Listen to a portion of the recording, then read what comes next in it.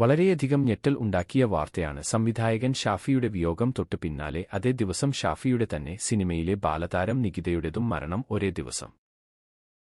വളരെയധികം ഞെട്ടൽ ഉണ്ടാക്കിയ വാർത്തയാണ് സംവിധായകൻ ഷാഫിയുടെ വിയോഗം തൊട്ടു പിന്നാലെ അതേ ദിവസം ഷാഫിയുടെ തന്നെ സിനിമയിലെ ബാലതാരം നികിതയുടേതും മരണം ഒരേ ദിവസം.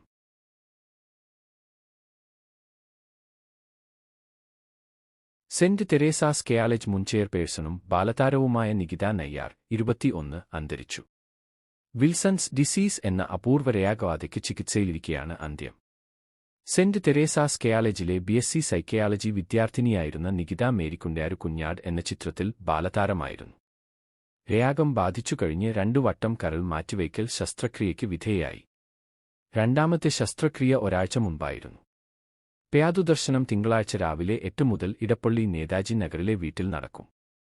കേരളം കരുനാഗപ്പള്ളി സ്വദേശിനിയാണ് നികിത.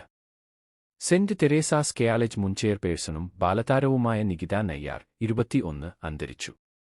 വിൽസൺസ് ഡിസീസ് എന്ന അപൂർവ രോഗബാധയ്ക്ക് ചികിത്സയിലിരിക്കെയാണ് അന്ത്യം. സെന്റ് തെരേസാസ് കോളേജിലെ BSc സൈക്കോളജി വിദ്യാർത്ഥിനിയായിരുന്ന നികിത മേരിക്കുണ്ടാരു കുഞ്ഞാട് എന്ന ചിത്രത്തിൽ ബാലതാരമായിരുന്നു. രോഗം ബാധിച്ചു കഴിഞ്ഞ് 2 വട്ടം കരൾ മാറ്റിവയ്ക്കൽ ശസ്ത്രക്രിയയ്ക്ക് വിധേയയായി. രണ്ടാമത്തെ ശസ്ത്രക്രിയ ഒരാഴ്ച മുൻപായിരുന്നു. പൊതുദർശനം തിങ്കളാഴ്ച രാവിലെ 8 മുതൽ ഇടപ്പള്ളി നേതാജി നഗറിലെ വീട്ടിൽ നടക്കും. കേരളം കരുനാഗപ്പള്ളി സ്വദേശിനിയാണ് നികിത. സെന്റ് തെരേസാസ് കോളേജ് മുൻ ചെയർപേഴ്സണും ബാലതാരവുമായ നികിത നയ്യാർ 21 അന്തരിച്ചു. വിൽസൺസ് ഡിസീസ് എന്ന അപൂർവ രോഗബാധയ്ക്ക് ചികിത്സയിലിരിക്കെയാണ് അന്ത്യം. സെന്റ് തെരേസാസ് കോളേജിലെ BSc സൈക്കോളജി വിദ്യാർത്ഥിനിയായിരുന്ന നികിത മേരിക്കുണ്ടാരു കുഞ്ഞാട് എന്ന ചിത്രത്തിൽ ബാലതാരമായിരുന്നു. രോഗം ബാധിച്ചു കഴിഞ്ഞ് 2 വട്ടം കരൾ മാറ്റിവയ്ക്കൽ ശസ്ത്രക്രിയയ്ക്ക് വിധേയയായി. രണ്ടാമത്തെ ശസ്ത്രക്രിയ ഒരാഴ്ച മുൻപായിരുന്നു.